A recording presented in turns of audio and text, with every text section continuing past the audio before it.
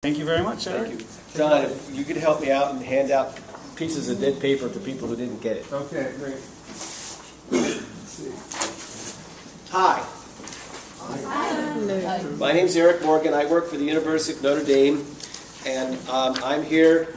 I've been given the opportunity to share with you some of my knowledge about linked open data, RDF, and library and archives. I'm afraid I get the sense that our audience is has a wide amount of experience. Okay, thing, don't do that to me. It takes How a do I little make bit. it go? It takes a little time. It takes a little time? Yeah. Okay, I'm going to hope that that's true. Yes, it is. I have to constantly tickle my machine so it doesn't do that sort of thing. I think that what I'm going to share with you, the bottom line that I want to get across to you all today, especially to the archivists in the crowd, is that it is very easy to begin the process of publishing linked data for archives. It's very easy. Now, I also want to add a caveat to that I'm not going to say that the result is perfect, but it is very easy to get started. And to follow up on that, publishing linked data is an iterative process. Don't think that you have to get it perfect the first time. Get something out there, then refine it, ha ha ha, all puns intended, and then repeat the process. Don't sit there and wait. As a community, we don't have to sit there and wait for the cool killer application to happen. You can just publish your linked data, improve it over time. Everybody does this. Somebody's going to come along and create the cool applications, and then it'll just repeat itself. So that's one thing that I want you to go away with. That's the idea. I think that some of my things will be rather simplistic and echo other things that will happen a lot during the day. So I hope I can meet your expectations. Just as a recap, let's talk a tiny bit about RDF. It's important to understand that RDF is a data model and not necessarily a file format. Not file format, data model. And what's cool about the data model is that it's really simple. It only got 3 parts: your subject, your predicate, and your object. Your subject always takes the form of a URI, think URL. The predicate always takes the form of URI, think URL. And the object can be another URI or some sort of literal, a string, a word, or something like that. The subjects are supposed to be people, all URIs are supposed to be people, places, or things, ideas. These are the stuff that you're going to talk about. The predicates are your descriptions, and the objects are just big ideas. And the hard part, and the cool part about this is that as a data model, well, you create these facts, these assertions, these statements that say something like, this thing has a title of such, and so, and so. This thing is a picture of and you just make a whole pile of these assertions. And the idea is that if you use URIs, think URLs, if these URIs are shared across the assertions, then you can literally make linkages between these assertions and find new information. Now, what's also really cool about all this linked data stuff is that it is built into the very fabric of HTTP. If you're a purist when it comes to HTTP, linked data is really cool. But a lot of times out there, we're creating these, well, they're not really extensions to HTTP, but we have all these glorified APIs that you have to send this name-value pair, this name-value pair, this name-value pair off to some sort of place, and it sends you back metadata, which is cool, works, it functions great, but you have to know that API to make it happen. With linked data, you just simply have to know HTTP. And that's really, really very powerful. It's difficult for me to convince some of my developer friends why this is so cool, but that's just the way it is. So RDF is a data structure, a data model. It's all about these little sentences, and you have piles of these little sentences, and hopefully the URIs are shared amongst them all. So you can create new relationships like we saw just a little while ago. That was really cool with Dean Martin and Frank Sinatra, and they were all joined together by some sort of photograph in the middle. That was a very, very, very, very good example. Now, with archivists, archivists have a unique advantage when it comes to doing linked data. And that advantage is embodied in their EAD files. Do we all create who here creates EAD files? A number of us. Great. Now what's cool about EAD files is that they are XML files. And what that means is that, one, they have to be well-formed, and we all hope you all know what that means. They all have to be well-formed, and they have to validate against a DTD. Okay? So that means you can see whether or not the metadata is quote-unquote correct. Unlike our MARC record friends, whose data is like all over the place, okay? That you can really create a bad MARC record and still call it valid. You can still type, enter into our integrated library system, press enter, and the thing comes back and it says, well, that's not quite right. Should I override? Yes. And it goes in, okay? Really bad.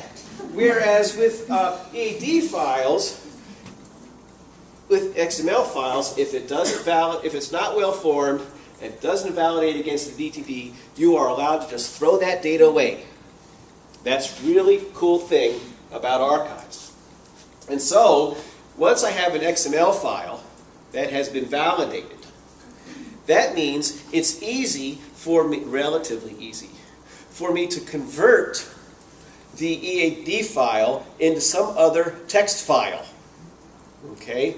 And that other text file could be an RDF serialization. Do we know what RDF serializations are? Just as a recap, RDF is not a file format. It's a data structure. And when all this stuff got started, how long ago was that, guys? 10, 12-ish years ago? The cool idea was to manifest your RDF as a flavor of XML. And a lot of people complained about it. Oh, it's hard to read, I can't figure this out, it's difficult to see these relationships. And then after a while, different serializations happened. One of them was Turtle, which was alluded to a little bit before. Another one is called N3. The latest and greatest, coolest serialization of RDF is JSON LD. A lot of developers like JSON LD because they can get this JSON thing and it sucks very well into JavaScript. And so that's the latest idea. The idea is that how am I going to take these triples and manifest them in some sort of computer-readable format? Well, with an XML file, it's very easy to transform that XML file into another text file, and that other text file could take the form of a JSON LD file, a Turtle file, but the good people at Archives Hub, which is a place in the UK, what they do is they aggregate lots of EAD files from across the United Kingdom. And then they create like a union catalog sort of thing like this and redistribute these EAD files out, the data about the archives. A couple of years ago, a number of years ago, they had a grant and they were going to use linked data to try to bring together all these things and then redistribute it out. Through the process, a man named Pete Johnson, whom I've never met, but I'd really like to take him out for a beer, created an XSLT style sheet that transformed EAD files into what's called XML RDF. It worked great. Now, it was a specific style sheet for the Archives Hub. So the Archives Hub, they said our EAD files have to sort of kind of look like this. And he wrote a style sheet that converted those EAD files into a flavor of RDF. Well, it works. It functions. It creates valid RDF triples. You can create an RDF file and feed it to any one of a number of validators, and the validator will come back and say, yes, that's a valid RDF stream, and here's the graph to illustrate what's going on. That is a step in the right direction. Now what's cool also for archivists is that we seem to be used to the idea of transforming my EAD files into HTML files. Is that what a lot of you guys do? No? Maybe? It's not an uncommon practice. That they'll sit there with Oxygen or some other application and they'll edit their EAD file.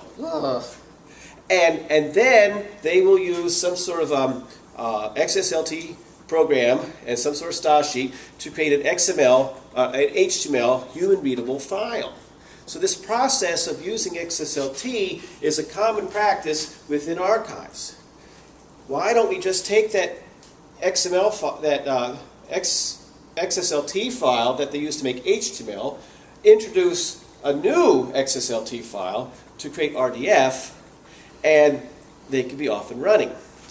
That's exactly what I did. Let's see here. Very quickly, not found. Every time you do something like that, it breaks. Okay, 4-letter word was right there. Doesn't matter.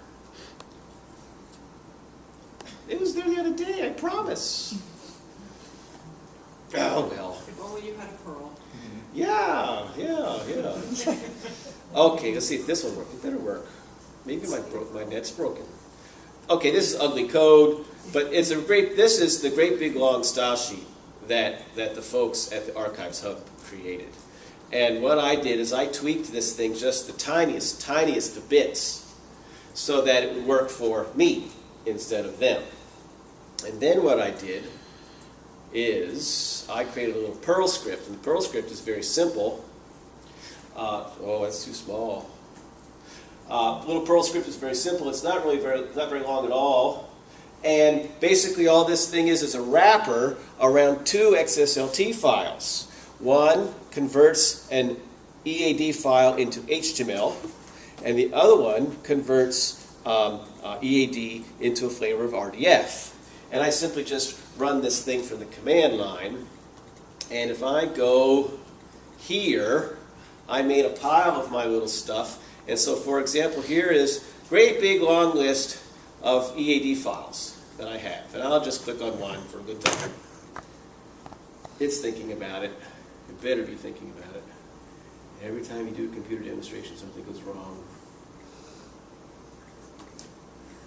Maybe I should get a small one.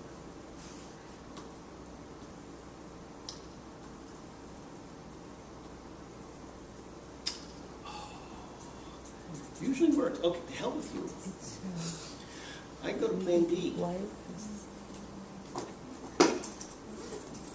Here I am at my, now my pipe broke. This is what broke. This.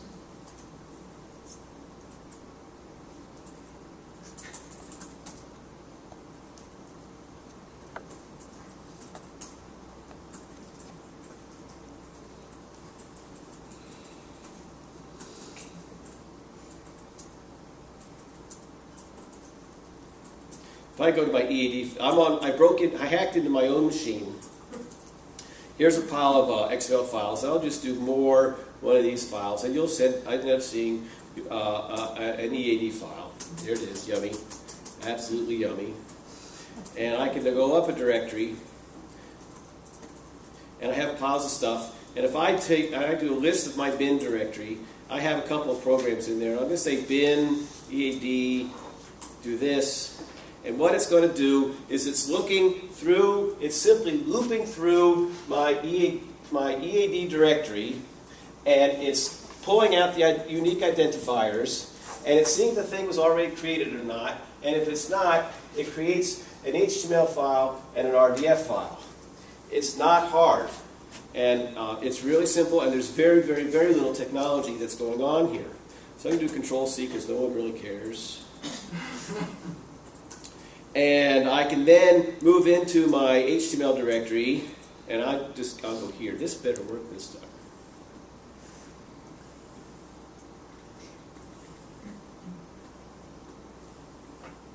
And I have here, I go into my HTML directory and I pick up one of these things, and there is an example. It's very simple HTML file. This would be intended to be read by humans. But I could go into my RDF file, RDF directory, and just pick one of these examples. This is not going to load in my browser because my browser doesn't know how to read these things. But I should have this thing here. My editor is opening, and there's my RDF file, full of all of its little triples. This is cool. It does what it's supposed to do. And so the point I'm trying to make is that I could have a whole pile of RDF. I just take a whole pile of EAD. I can stick it in a directory. I can take one XSLT file and convert it all to HTML. I can take another XSLT file and convert to RDF. And once you've done that, you've successfully published your stuff on the net as linked data. You don't really have to do anything else. Now, there's a whole lots of ways that you can improve on that process. But you have actually done it. You have actually made your content available on the net. What are some of the things that you could do otherwise? One of the cool things has already been alluded to. I can put it into a triple store, which I will try to show in a second. Another very good idea is to try to implement a thing called content negotiation. It's very important for everything to have URIs. The problem is that you want those URIs readable by humans as well as by computers. And so sometimes you want to use this thing called content negotiation. So if I have each one of the files that was created has a URI, and I created this URI that says something like infomotion/sandbox/lodlam/ID value. And the idea is that, and I didn't turn on the content negotiation here, but the idea would be if you feed that URI into your web browser, the computer should look at my server should look at your server and say, what kind of content do you want? And it will say, and if you don't specify something specifically, it's going to give you HTML. It's going to assume that you're a person. And then you're going to give you something that you can read. But if you're a computer, you might ask for that URI, and you might say, I want that data, I want to see that data as an XML RDF file. And the computer underneath will do a little database lookup, really simple database lookup, and pass you the RDF file instead. Or you might say, I want that as a turtle file, and it will pass you that turtle file instead. So you can implement content negotiation as an enhancement to your publishing process. You can put your stuff into a triple store, which is not very difficult. And once you have it in a triple store, which is simply a database, and with 3 fields, subjects, predicates, and objects. And what's cool about this is that in our database land, and relational database land, which are really cool, you have to know the structure of the database in order to get stuff out. Okay? But with triple stores and linked data, there's only 3 fields. The hard part is knowing what kinds of values can be in your predicates and what kinds of values can be in your objects. But you'll find out that if all this stuff is URIs and it's well documented the way it's supposed to be, you could take the URIs that you find in your triple store, stick them into your web browser. It's going to resolve to some sort of ontology that you can come back and see what the thing is supposed to be all about, what your data is supposed to be all about. So there's lots of choices, but you only have to really convert your EAD files into some sort of flavor of RDF and put it on the net, and you're starting. The next step might be to put your things into a triple store. I did that as well. Let's see here how I can make that go. there's a triple store called ForStore. It's an open source thing. It compiles very well on your machine. That means it really is not too difficult to install.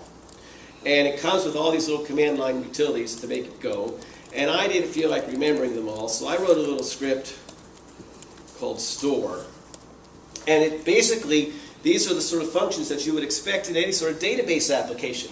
I might create a database, tell me a little bit about it, start it up so I can use it, import content, do some sort of search against it. Now, because this is a triple store, I'm going to want to have some sort of Sparkle endpoint.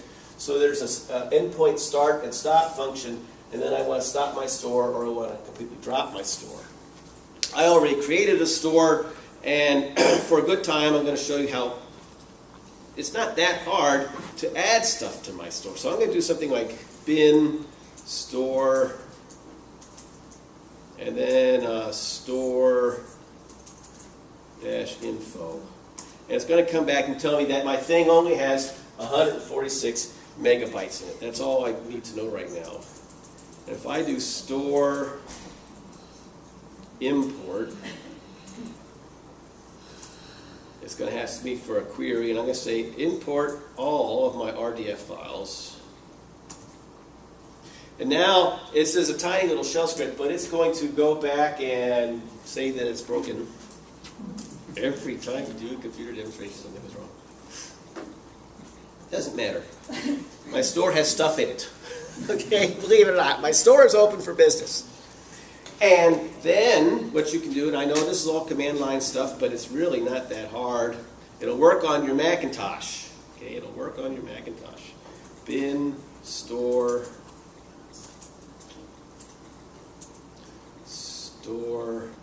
search.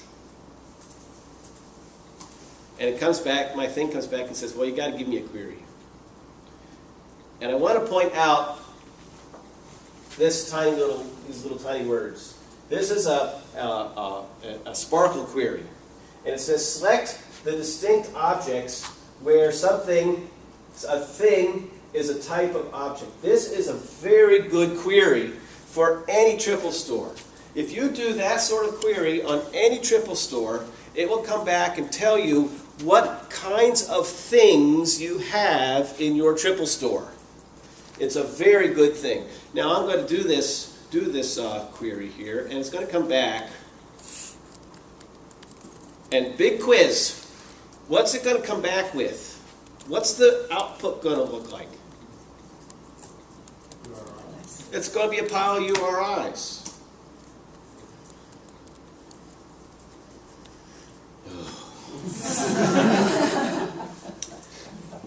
I can fix this.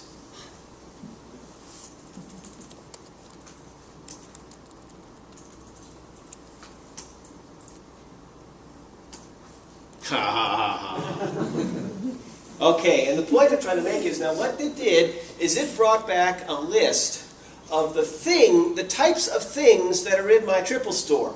So I have document parts, I have finding aids, I have agents, I have documents, I have events, I have families, I have collections, I have groups. And when you look at these things a little bit more closely, you can see that some of these things come from various ontologies. Here's one from FOF, friend of a friend. All of the things that start off with Data Archives Hub are things that are identified ontologies that were created as part of the Archives Hub project. Here's one called Time Intervals, but that one comes from the World Wide Web itself. More friends. Here's Archives, Open Archives thing, an aggregation of story stuff. Here I have languages. And the point is using this sort of thing, I can get an idea of the types of stuff that is in my collection. That's interesting. Now let's do a different one. And I'm going to do this other query here. And this is going to pull out all of the predicates in my particular set. This is a very good list, and you can see the list isn't very long. This is a list of how things are described. The first part was what is described in my triple store. This is the list of how things are described. So things are described with time intervals, things have topics, things have scope content notes, things have bibliographies. So this thing is a bibliography of something else. So in here you ought to find things like titles. That's sort of good stuff. Let's try that again. Do I have the title in here? Here's a created, an extent, a body. I have names. Here's a title. That's a good thing. I have subject type of things in here too. Okay? Again, the point I'm trying to make, I have my EAD files. I can convert them easily into a flavor of RDF. Once they're on the net, you are now doing linked data. The next step that you'll want to do is you'll probably want to import these things into a triple store. The process is easy. You install some sort of triple store application on your computer. You say, make a store, and then you just import all of the stuff. And then you can do various searches. But that's not everything you're going to want to do. You're going to want to make a Sparkle endpoint. Endpoint, and it'll probably give me an error. Start. Already in use. That's fine. No. Now, what's interesting about this four-store application is that it has like an HTTP server built into it. It's very simple. It's not like going to be the be-all, end-all of some of them out there. But this tells me that some really simple stuff. I've got a bunch of stuff in my archive. That's a weird thing. I'm not going to worry about that. And it comes with a little interface that allows me to search it. Now this is way small. I can barely read it. But previous presidents, Sylvia and Corey, they illustrated a query that said basically find everything. That query right there is the same thing, find everything, but limited to 10. I'm going to switch that query though. And I'm going to say select all of my predicates. So I'm going to copy that from my other thing.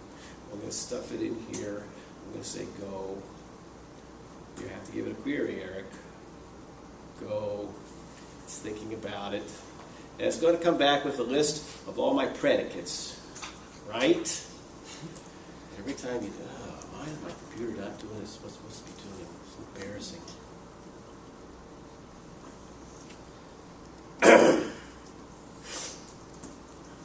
Actually, we're all really impressed with your on-the-fly command line. That's right. I think it's pretty darn great. Yeah. The cheat fired up again. Artists do exactly extraordinary. So go delete, paste. Go. It did it. All right. So now what I did is I had a Sparkle endpoint.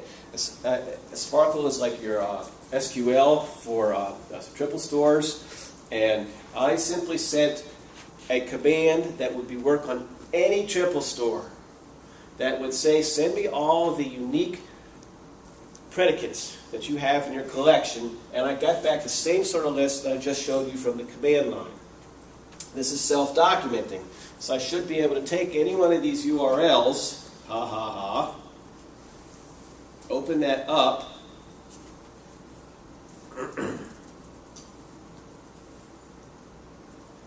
and what did I get back?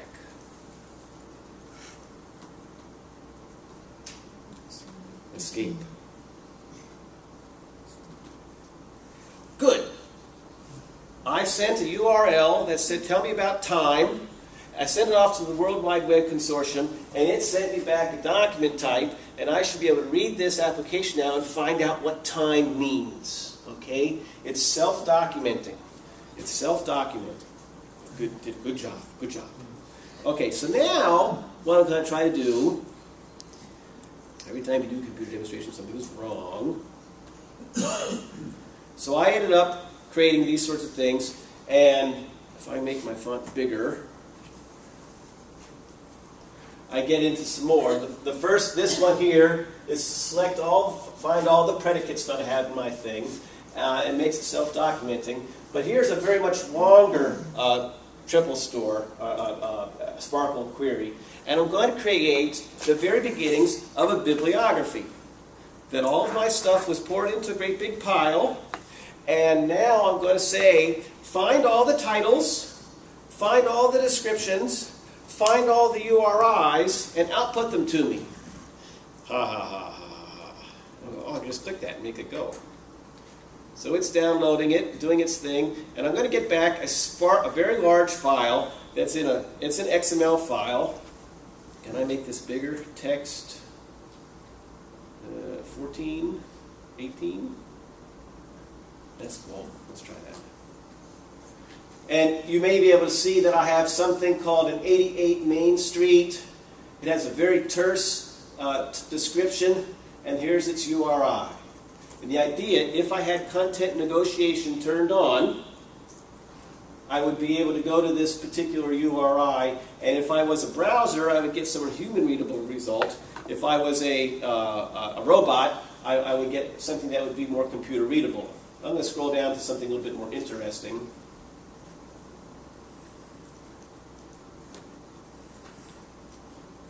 Here's one. Okay, here's something called 2,000 miles.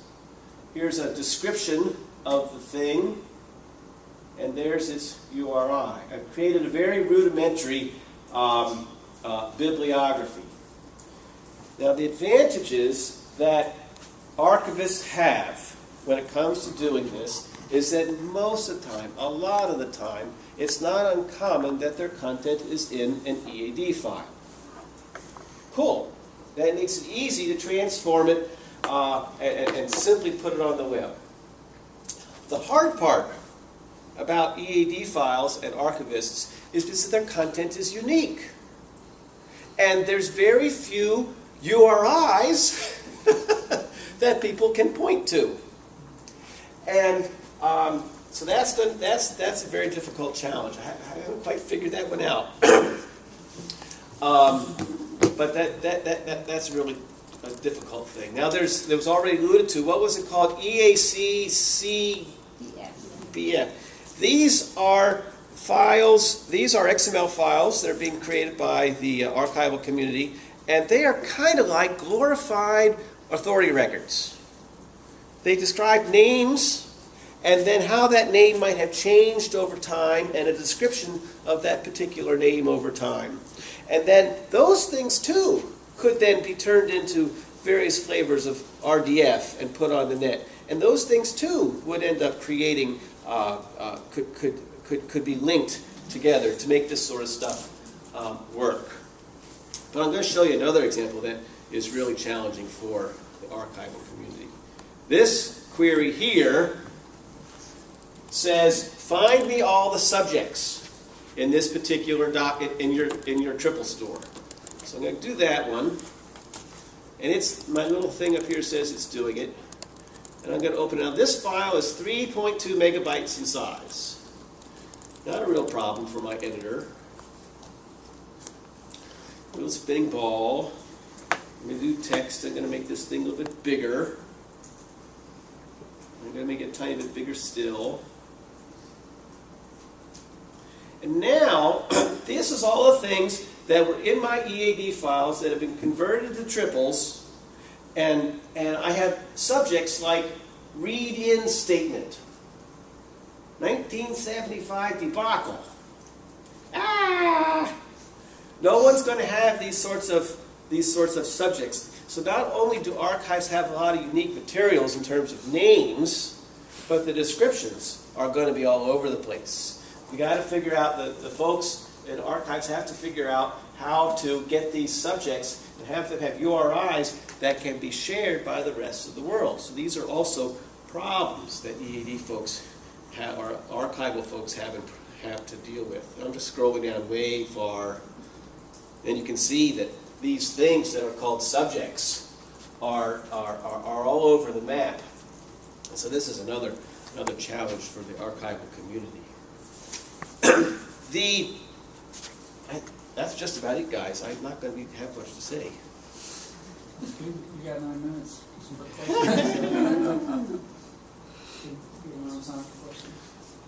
So let me try to reiterate again. Archivists have lots of advantages because their content is already in XML. It's almost trivial to convert that into various flavors of RDF. Once it's in RDF, it's trivial to import it into some sort of Sparkle endpoint, or some sort of triple store that ends up doing the Sparkle endpoint sort of thing. Archival community has problems, challenges, because their stuff is unique, and there's not going to be a lot of URIs that describe the sorts of things, because they're the only stuff that's got it. That's going to be hard. Another problem is that EAD files aren't really amenable to the idea of triples. An EAD file at its header says, this is about my collection. And these are the subjects I'm going to use to describe my collection. And these are the people that are sort of in my collection. But the bottom half of an EAD file is a list, a container list of all the stuff in their collection, and you don't know which subject goes with which item in the file. So that's a challenge too. And so people are going to have to add those subjects to each particular item in the container list, but that's a lot of work. I don't really know how that's going to happen. So another possible solution is EAD files are really narrative texts. They're really kind of sort of to be intended to be printed and given to people. That's kind of sort of the way they were designed. It's kind of like Mark. Mark was intended so we could print catalog cards, and we kind of munged that idea all along the way. So maybe the real solution for the archival community, a relational database is a really good way to start. Maybe one solution for the archival community is to use something like archive space. That seems to be a pretty well thought out application and system. Everyone could sit there and type, do all their good stuff, and then just a few people could come along and write some sort of plugin that generates RDF out the back of that archive space application. That would be a really good thing. And then the archives could work together to try to create a better controlled vocabulary so that you have more normal things that are going on in there. So that's a possible solution. Also, those new files, I keep forgetting the name, EAC, CM. CPF. Yeah, that would be a good thing to do as well. But it's an iterative process. Publish your stuff. Look at it.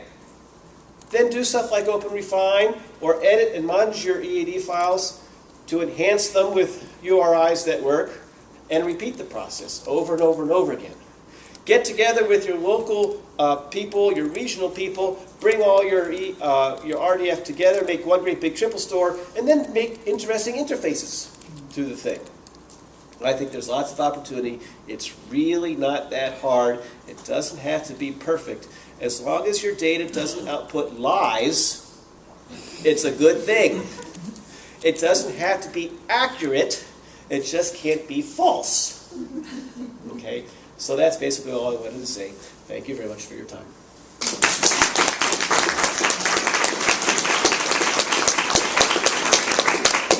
Someone please ask at least one question. I have one. When you are transforming the EAG into linked data, how are you choosing what predicates, or do you have a data model for this? Good question. The question was, when I convert my EAD files into various flavors of linked data, which is simply XML RDF, what ontology, what data model am I using? I'm not using one. I just took the one that was articulated by the folks at Archives Hub. And they used a combination of their own data model, and they tried to use the some ontologies of others, but they created most of the stuff on their own. I advocate what you articulated in using something like from Europeana or Digital Public Library of America or BibFrame or something like that, or schema. Boy, Rich Wallace is going to come out here and he's going to jump up and down and say schema is the only way to go because everybody else is. You know, it's almost 6 of one, half a dozen the other. I've heard that people in the archival community are beginning to work on a conceptual reference model for archival collections. Yes, there's I think there's at least a couple of them, and one of them is like huge, absolutely ginormous. But yes, that's correct. There's at least one. There's a couple of them. So on the community side of it, I mean, you spent a lot of the last couple of years putting together a book on how to and what to do, but what is your take on the archival community and opportunities that people have to work together on this stuff? I think that if I understand your question correctly, I think that there's an awful lot of potential for the community to work together. I think that many people who work in archives, the challenge is 2 or 3-fold. It takes the work, this sort of work requires the skills of many different types of people. You're going to need to know subject content expertise. But you're also going to have some computer programmer types that are going on. You're also going to have some sort of, there's a little bit of systems administration stuff that goes on in here. You're exactly correct. I have to show people how to do this. And to show people, I have to create a visually interesting output. So there's the skills of a graphic designer. So you have to have a team of people to do this kind of work, and that's a bit of an impediment. And then as a whole community, boy, I don't know how you get like hundreds and thousands of archivists all like go in one direction. Someone has to be extraordinarily charismatic, or there's got to be some sort of dollars or sticker or something like that. I don't know how that works. But I think there's enormous potential. Are your style sheets available? Yeah, on this handout, there's a link in the very first paragraph, and all the stuff is under there. So what's your experience in working with meetups and groups, working groups? Because I totally agree with you. It's a multidisciplinary group of some linked data experts, some archivists, some librarians, etc. And I have to say that once a couple leading organizations like Library of Congress does something, then and maybe you get Getty to follow or something, but the point is once 1 or 2 or 3 you get critical mass, yes. Everyone else is going to follow them through the doors. So it's very important that those first movers make good decisions, technical decisions, etc. So what do you think about meetups and getting some small, on the small is beautiful, a couple of key people demonstrate use of good open source technologies with content that's meaningful to the community, and then percolating that up. That sounds like an absolutely wonderful idea. Those sorts of things could happen at all sorts of different conferences and meetings and back camps and all that sort of stuff. So what's your experience specifically with some of those meetups that my experience with those sorts of things is that there's not enough people to do it just with linked data. There's other people come in with other sorts of tools and ideas, and then there seems to be a little bit of a competition going on. Well, my API is better than your API, and I have to use this particular tool as opposed to that. So it's not a bad thing. It's just that there's 1,000 flowers blooming. Well, one idea, just kind of an answer to that, is we could all get together in Sydney, June 29th and 30th in 2015 for the 3rd Linked Open Data and Libraries Archives Museum Summit, which is happening together with the DH 2015 conference. So that's a place to get together, and you'll see people like Getty and Library of Congress. We're going to get people like Kevin out of Washington for that kind of thing. So let's think about that. So just thank you very much again, Eric. Thank you very much for your attention. Putting that together.